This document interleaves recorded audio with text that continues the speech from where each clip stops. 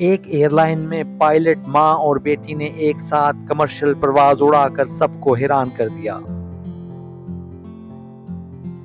आप वीडियो में देख सकते हैं कि पायलट और को पायलट मां और बेटी हैं। पायलट मिस हॉली ने परवाज में ऐलान करते हुए मुसाफिरों को आगाह किया कि आज इनके साथ इनकी बेटी भी बतौर पायलट जहाज उड़ाएगी।